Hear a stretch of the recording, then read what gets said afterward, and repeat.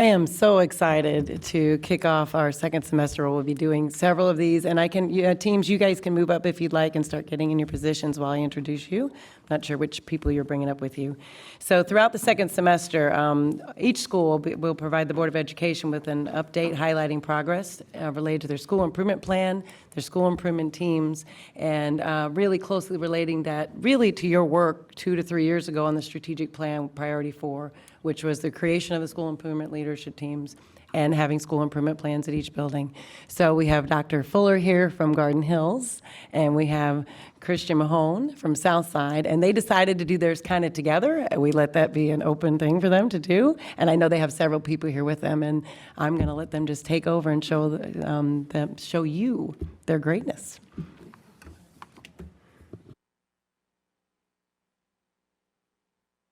There we go. Good evening.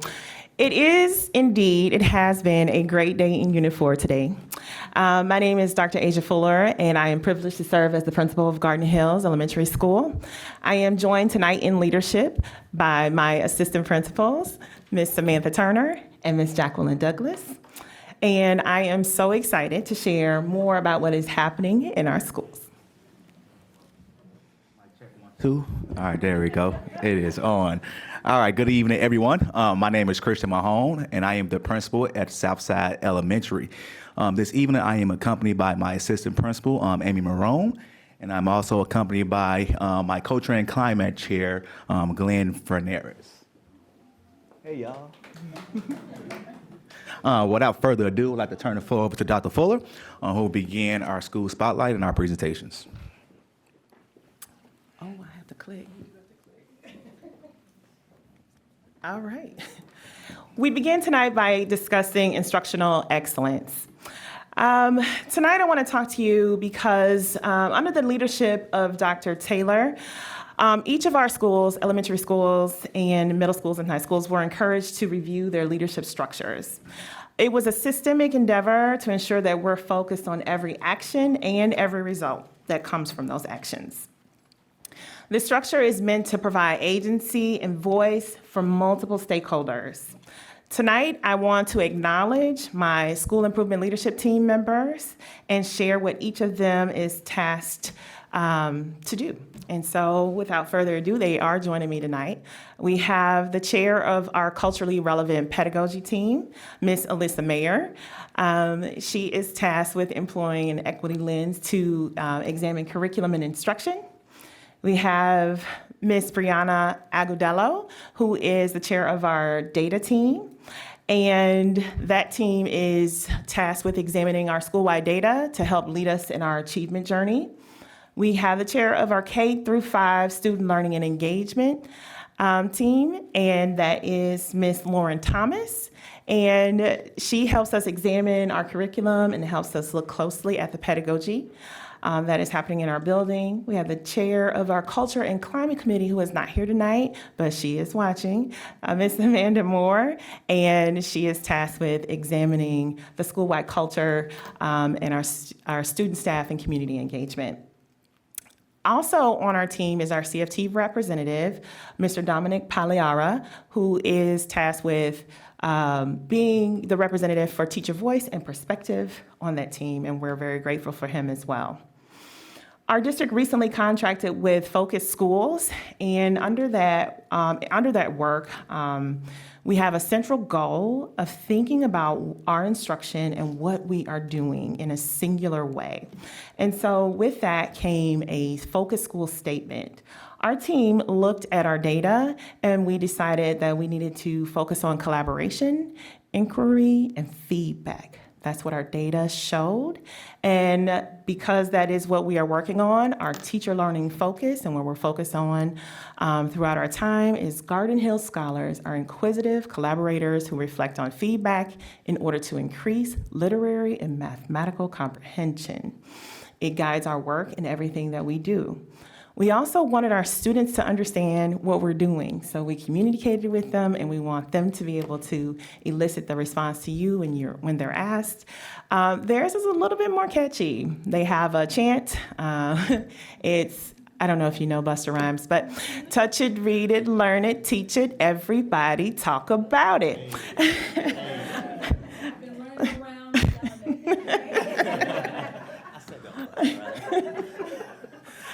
So we want to let everyone know that all of this work is rooted in the strategic plan and the anti-racism resolution that we're doing. And so you will see in our presentation and hear us say what this work is directly aligned to, and this aligns to our strategic plan priority for organizational alignment.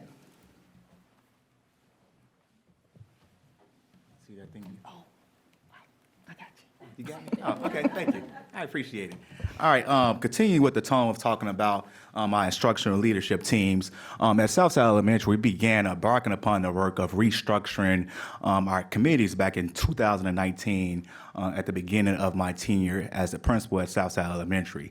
And one of the things I recognize, I'm a system person, is that we had one too many committees, and our staff was being stretched thin. So as a result of that, with the direction of Dr. Taylor, one of the initiatives that I began, one of my very first initiatives as a principal, was to really restructure the way that we are running our committees over at Southside.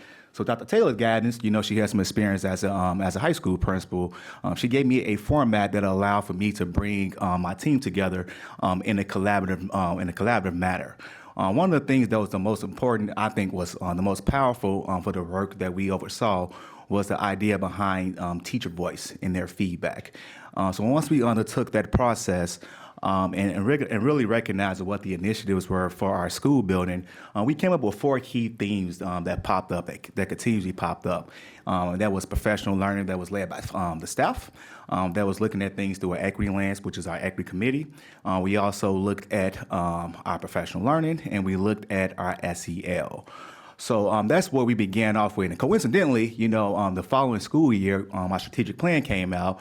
And just as Dr. Fuller alluded to in Priority 4, one of those strategies talk about implementing a school improvement leadership structure team, as well as having a school improvement plan. So as a result of that, we was able to pretty much kind of have a jump start and get ready to facilitate some of that work.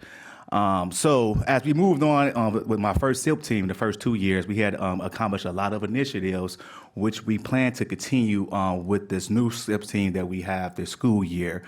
So as a result of doing some reflecting upon how we continue to move the work forward in relations to our school improvement plan and our initiatives, I was always told that sometimes less is more. So we dwindled down our 4 committees to 3 committees, which you see projected up there on the screen. So you will see that our student learning, I'm a little cheesy, but we are the superstar. So I got that superstar right smack in the middle. But it's also in gold because it's one of our colors. But student learning is served as the catalyst and the foundation for what we do in school buildings. So our student learning committees is really in charge of examining our curriculum and finding ways to increase the engagement, but also looking at things through a pedagogical standpoint and looking at students' metacognition skills as well. The student learning initiatives are really serve as the foundation and the anchor for the additional work that the equity committee does, as well as the culture and climate. My student learning chair is Anders Flustrom, who's a 3rd grade teacher who could not be with us here tonight. Then we have our culture and our climate committee. Mr. Fernandez, our school social worker, is here. Thank you. I appreciate you showing up this evening. And that committee is really in charge of looking at the culture of our building and the climate. So when we talk about the culture, we are talking about the adult measures, the adult behaviors and actions. And when we talk about the climate, we are looking more so or less at our discipline practices, our PBIS, and all the initiatives that we are braiding together. And that works concurrently with what our student learning committee does. And then last but not least, we also have our equity committee, which really employs an equity lens, so primarily looking at how to close the achievement gap, so we then could create that nexus on how in terms that we can close the opportunity gap as well. So I'm wrapped it up by talking about our focus school statement. Our focus school statement is at Southside Elementary, all students would demonstrate their comprehension through speaking and writing. And this was decided based on looking at our data, MAP data, IAR data, and formative assessments that we have. Can't be as cool as Garden Hill, so we ain't got no catchy kid-friendly one. My staff and I actually landed on it this afternoon. So ours is readers, leaders, and seceders. I can show what I know with my voice, my writing, and my actions. That's good. Next, we want to talk a little bit about equity. Over the past 3 years, under the direction of Dr. Angela Ward, we've really focused on the meaning of equity versus equality and understanding how implicit biases leads to inequitable practices.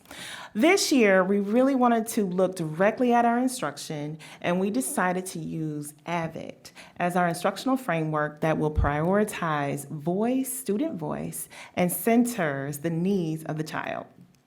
Our journey this year began with our school-wide adoption of the big three, which is, you'll hear me say this quite a few times, collaboration, feedback, and inquiry. We sent a team to the AVID Summer Institute to cement their understandings of the AVID program. And this week, we had the privilege, I know he came to the district-wide convocation, but we got to host Mr. Patrick Briggs in our own building. He drinks Diet Coke, by the way. He helped us understand that we all had the structures needed present. And we spent a lot of time doing foundation work at Garden Hills. So to hear that was reaffirming. We really love it. And he gave us insight on how to lift our rigor in our educational spaces. And so that's where we're focusing our work, lifting rigor. We're going to be preparing our next cohort of staff to attend the next summer AVID Institute. And this work that we're doing, using AVID as our vehicle, is embedded directly in Priority 1, Instructional Excellence. I don't click very often. Thank you, I appreciate it. Continue with the theme of equity. Over the last 2 years, we had the opportunity and the privilege to be able to participate in professional learning on the equity topic through modules that was offered through Val DeVarmer and her consulting company. And as a result of participating in our work and engaging in those conversations with our staff and some of the initiatives that we undertook over at Southside, we continue to talk about ways that we can extend that work coming into this school year. So one of the things that we always talk about is this idea behind shared leadership or shared responsibility and shared accountability. And one of the things that my teachers voiced within having those dialogues and those conversations was they wanted to know how to approach our students and how to work with our students through a culturally responsive lens. And they was also talking about ways that they can add tools to their toolbox in terms of working with students and how to engage students in a positive manner. But in addition to that, but also figuring out ways that we can empower our students to see the harm that was caused and some of their behaviors that in turn can lead to some of their academic success in terms of cleaning it up. So as a result of that, my staff, asked for professional development around restorative practices. And I just thought that was spot on because I also come from a background of restorative practices. But instead of me leading that work, I was able to tap into a community partnership with Jorge Elvier, who is also a former educator as well as he works for the Bureau of Education and Research, and he's currently working with the University of Illinois, administering some restorative practice training there as well. I spoke to Mr. Thomas about this initiative I wanted to try in terms of piloting, and I was also given his blessing to do that, so I appreciate you, OT. So in the midst of trying to figure out how we can connect these initiatives that we have, I have 4 key themes and pillars. So one of those things talk about teaching and instructional excellence. Do we have strong tier 1 instruction? Are we differentiating our instruction and things of that nature? Are we collaborating with our colleagues to find best instructional practices? Then we also talk about how to positively engage with students. I come from that background where, if you don't have a relationship with a child, if the child don't trust you, then the academic piece doesn't come in hand at that point. So I've charged my teachers this year. One of the things I keep telling them is like, hey, talk to your kids about any and everything besides school, and that way you get a chance to see the child as a whole child and as an individual, and that way they can draw the connection between what's going on at home and how those things connect into the school building as well.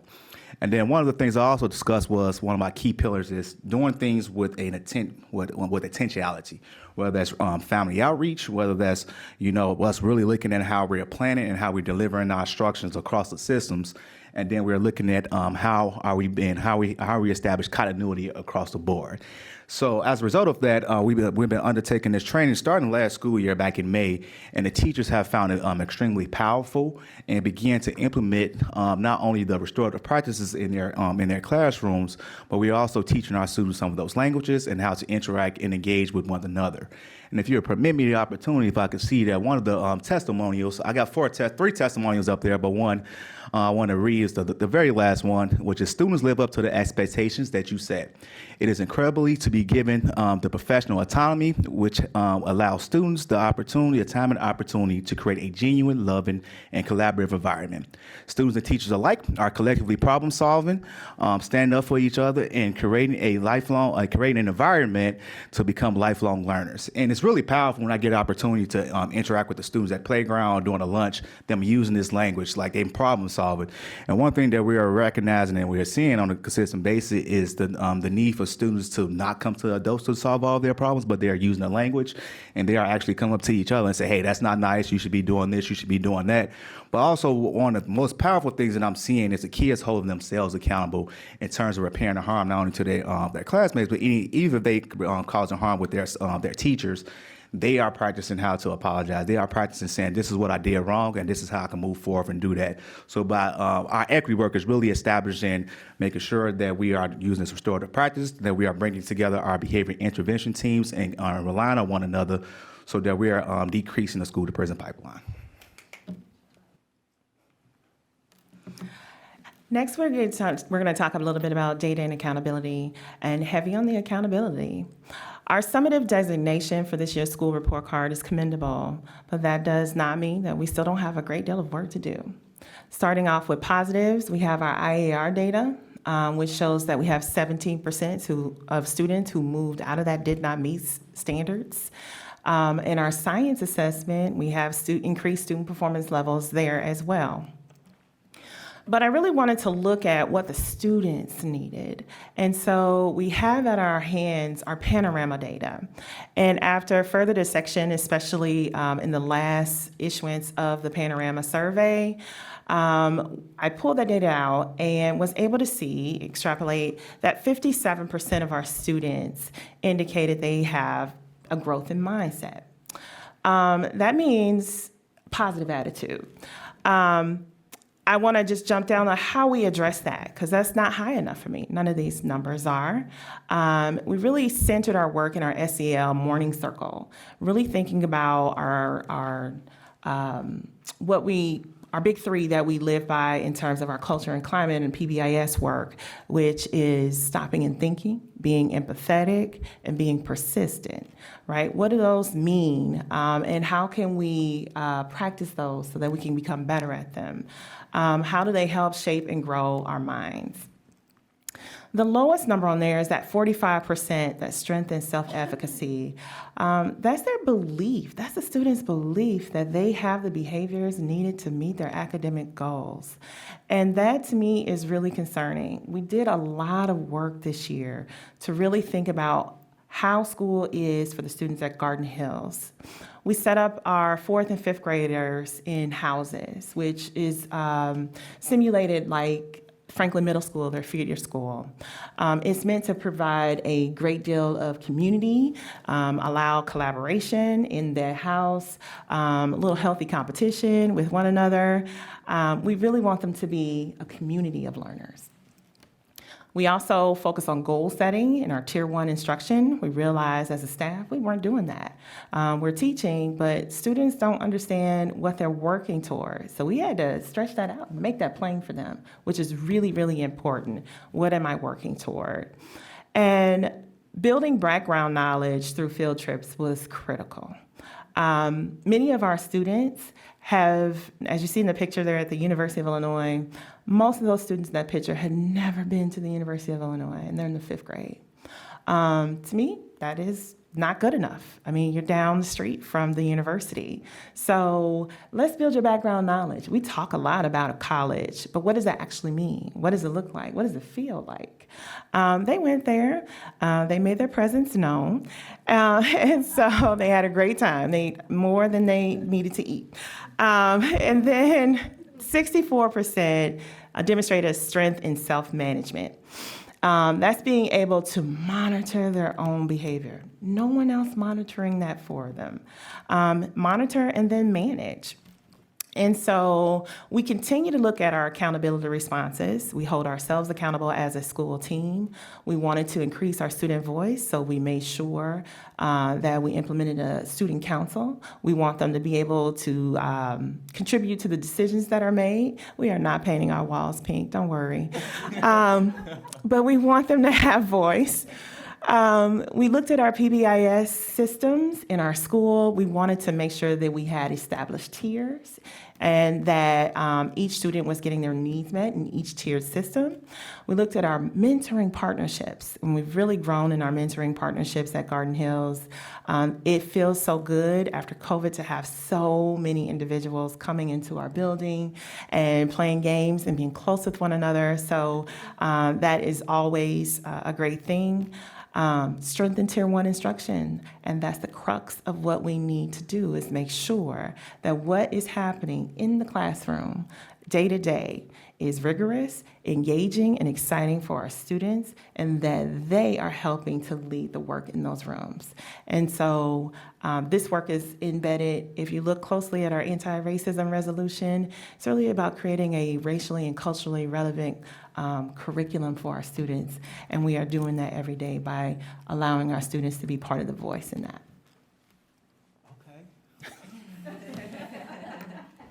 Following it up. All right, we are also, dang, Dr. Fuller, okay.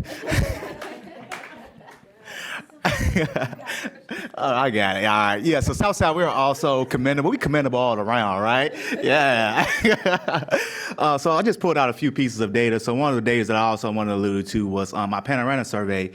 Just to go back to one of the initiatives, that's one of our front of our build initiative this school year, the next year moving forth.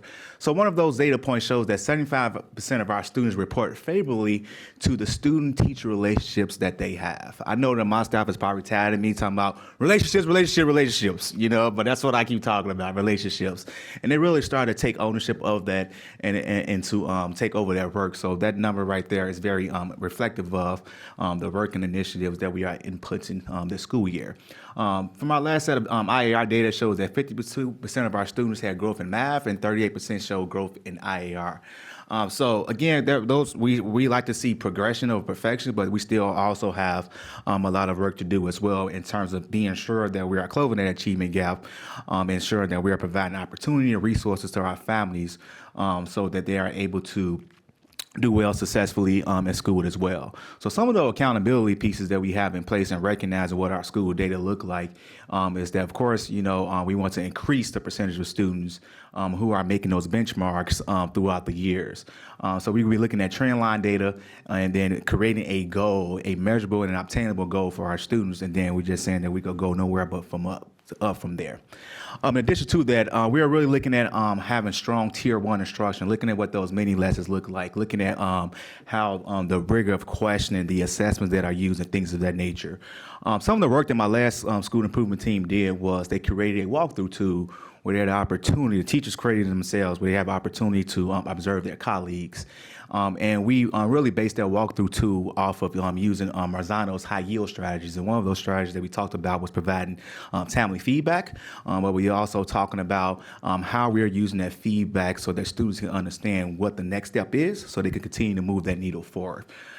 So we also have opportunity to talk about how we are differentiating our instructions, not only in our small group instruction, but how we are utilizing our interventionists to really hone in on those kids who fall below the 20th percentile in our MAP assessments, but also use it like anecdotal notes and formative assessments from the classroom based on the curriculum and how we can continue to monitor the progress of those students. So some of our most intensive students are receiving assessments every 2 weeks just to be sure that they are continuing to move along the pendulum.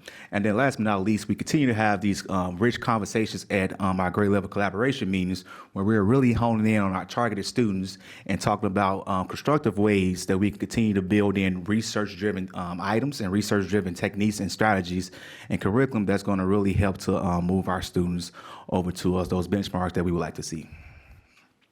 You did great. Oh, thank you. I appreciate it. Okay, I told Dr. Fuller I'll try to behave myself on this slide. But our next one is talking about family and community engagement, and I'm just super excited because I'm definitely a sports guy as we speak about it. So one of the things that we're always having discussions with, not only in our SEAL team with my assistant principal, but just having informal conversations with my staff and also the families that come to Southside for our events is how do we find more constructive ways to bring in families, but more specifically the ones who have historically been absent from school events, family teacher conferences, and things of that nature. So we just kind of got creative and trying to figure out ways, think outside the box, and think of initiatives and events and activities that we know that parents have a strong liking towards, and some way that we can bring them in. This practice slide. Okay, so when we think about our families and we think about what happened after the pandemic, we really needed a reinvigoration of how to get our families back in the school. There was a lot of hesitancy, especially from families who have been historically disenfranchised. And the one thing that we know is that when families have students who have active participation, whether in an academic or extracurricular activity, they will be there. And boy, have they shown up. Mm-hmm. We don't have enough seats. Yes. And so, Mr. Mahone had experience facilitating an intramural program in his previous district. And one day we were all talking, and I had already said, like, I really want to do an intramural team. And so, great minds think alike. This program has gotten off the ground with collaboration from a few principals. I am just so excited. As I said, it is wall to wall packed. So much so, I think I have to call the fire department one time. I was like, come on, y'all, go home. But what we've seen at Garden Hills, we combine this and through our magnet program into an academic endeavor and a athletic endeavor. So the academic component is open to all students in all grade levels. They, after school for an hour, they are able to go in, work on homework, work on academic tasks. They then, our K through 2 students are fortunate enough to participate in the intramural activity. It's just non-competitive. And then our students in grades 3 through 5 participate in the activity and they get to compete. It is a great opportunity. We have our students really delving into social emotional learning, teamwork, communication, collaboration, yes, persistence. Our team, Ms. Douglas does not want you to tell our score, but good, bad, ugly. We are 0 and 3. It's okay though. So they have also learned how to work through adversity and work toward continuous improvement. Thank you. It's okay. My team 1 and 2. So we gotta win on the board though. So we play tomorrow. Y'all want to come support Southside Superstars. We just really excited to be able to offer this opportunity to our families, and that's another one of the things we talk about, closing the opportunity gap, because we know that some of our students can't go to an AAU team or play at the Y, and they all talking about, can we play basketball? Can we play basketball? So like you said, great minds think alike, and we was just having a conversation about. I'm like, I'm gonna do it, So I talked to Dr. Boozer about it. She's like, go ahead, why not? Make sure we get the babies there. So we was really looking at this through a lens of course, increasing the engagement from our families, but just like Dr. Fuller alluded to, they are students before they are athletes. So we are always looking at these things through a SEL's lens, but that's also an opportunity for us to be like, hey, Mom, you here? How can we help you to get here to some of these school events? Looking at the academic piece and things of that nature. So one of the things that we have started to see is the increased academic engagement. Our students recognize that you can't come to practice, you can't participate in the games unless you are doing your work. We see you. We in your classroom spaces, and your teacher will let us know what's up. We are also it's also being used as a means to make sure that we are decreasing behavior referrals and making sure that they are modeling the appropriate behavior, because this is a privilege. And I've had lots of positive feedback from parents. Like, for years we've been trying to get the elementary schools to do this. So as Dr. Fuller was saying, the gyms are packed, people are excited, the kids are stoked, and those pictures you see up there is actually Garden Hills faces Southside. We gave y'all first loss, so it's okay. It's okay. We play y'all again soon. Yes, you do. All right. We'll be there. So that aligns to strategic plan priority number 3, which is a family and community engagement. More specifically, making sure that we are doing continuous outreach, more specifically to our Black and our brown families. I do want to say that we anticipate growth for this. We're looking at, I can't call it track, it's running club or running sports or whatever we call it. They're going to run, and we're excited. And so we look forward to our next one. We'll also have kickball, because I found out that children don't know how to play kickball anymore. And I was like, a lost art form. So I'm excited about that. I know, right? And last but not least, some of the other continuous engagement that we're doing at Southside is kind of like two facets, where we're trying to continue to find ways to engage our families, but also finding ways to engage our staff as well. So another one of those things that I charged my teachers with was positively engaging with students, which is one of the reasons why I facilitated the basketball program, but also started the student council as well, because I want our students to understand the significance and the impact of being able to do community service around the city of Champaign, but also having that sense of gratitude towards helping someone else that's out of need. So that's going to be pretty much the work that's serve as the foundation for our student council. Something that my assistant principal and I are going to also initiative that's new this year has been and partaking in these what we call the principal roundtables, really bringing parents to the table to talk about their experience as parents of Southside Elementary, and how we can continue to find ways to increase our outreach in order for them to be able to find Southside a welcoming environment. We have a litany of family events. We partnered with our PTA that's coming up here in the spring, such as our family reading night, our science night, where we partner with U of I. We actually have a cultural event that is coming up here in the month of February and March, in addition to our Nappy Day event, which is coming up February 13th. Yes, we're excited for that. That's going to be happening. And then we continue to work with our volunteer program, where we having volunteers come in and read with students, helping them with math and things of that nature, and also have mentors who are working with our students outside of just the academic piece as well. In terms of trying to have continuous engagement with our staff, I'm also providing opportunities for them to be able to participate in some professional development outside of what the district offers. And then we're also working on some field trips here for the spring. And last but not least, I know this whole city probably knows Southside was gifted the opportunity to go to the Chicago Bulls game. So shameless plug, we are looking for any and all donations, so because this costs money. So if you would like to support us, and Dr. Taylor, I got you. So, but yeah, so these are some of the things that we are continuing to do. Dr. Boozer gave me the whole board gave me. That's what's up. So that connects with Priority 3, which is also our family and our community engagement, which is directly tied to strategies 1 and 5. That was a shameless plug.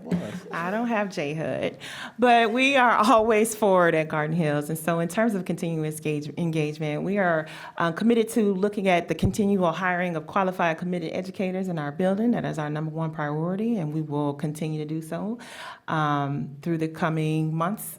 To ensure that all of our teachers are avid trained, and we're looking at the next cohort. To go to the Summer Institute. Also, we want to look at our professional learning for our staff.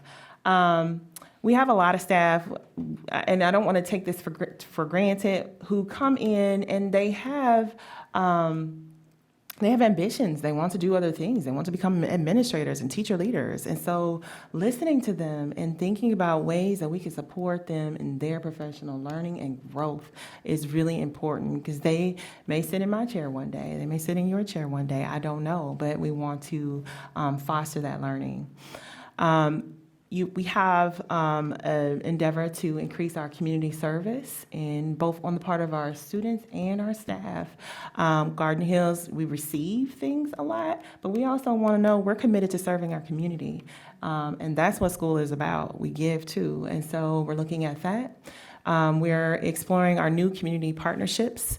I think some of those partnerships over the course of the pandemic, waned out. And so we want to make sure that we establish new partnerships. One of those is really examining the pathways to extend to elementary school. And one of those, we're in preliminary talks with the Carl School of Medicine at the University of Illinois to think about summer programming. What does that look like in an elementary building, right?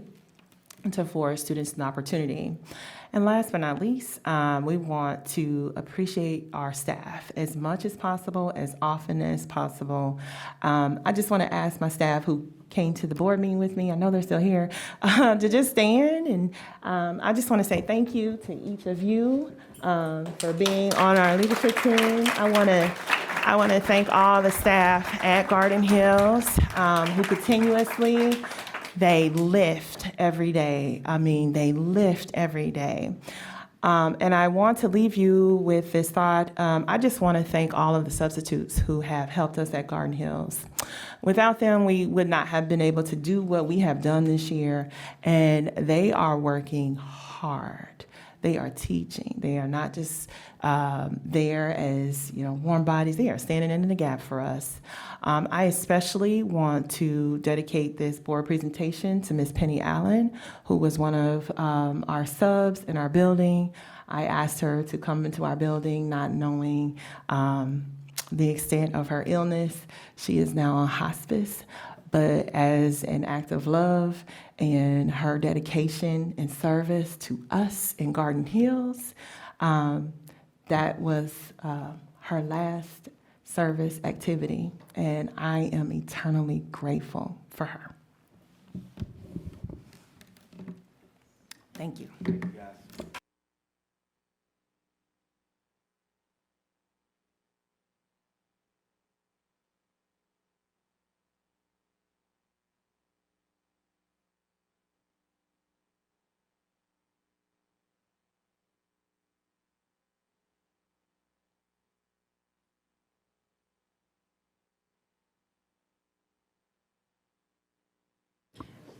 I just have to say thank you to both Mr. Mahone and to Dr. Fuller Hamilton for being the first to step up and do this. Draft, stop. Get her.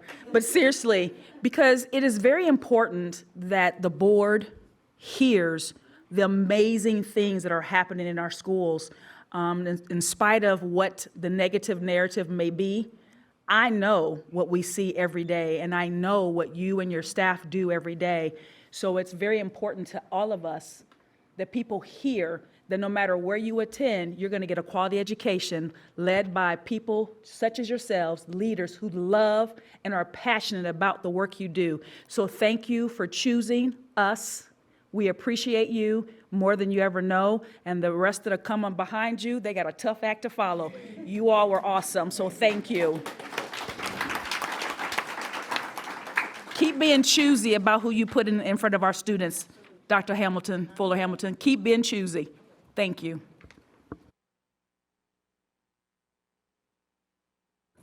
I'll add something real quick. House of Bentucci for life.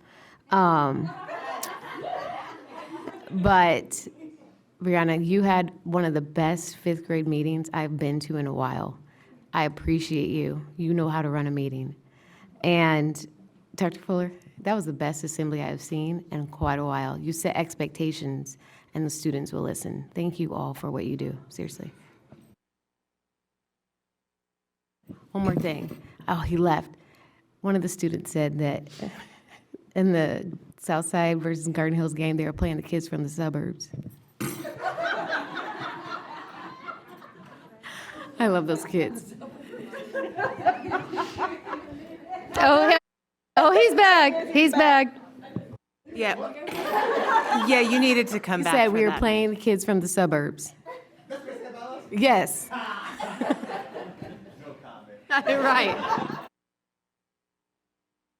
South Side, right? South Side. Yeah.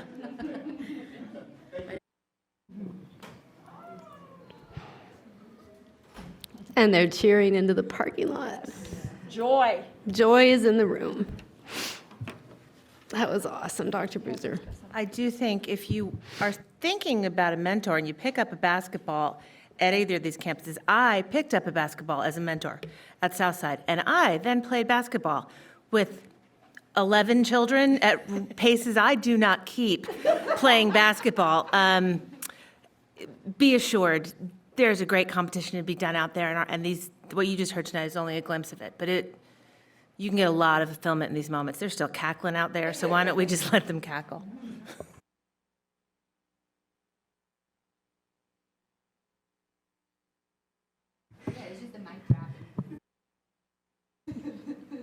Yeah, Just wanted to share it with you. came in with some joy and now we're going. Okay. I love that you're bringing this to us. And they left, but my one question will be for you to take back to them is how can we support them more? And I think that is a continual, that will be always my question when they come to the table. How can we support you?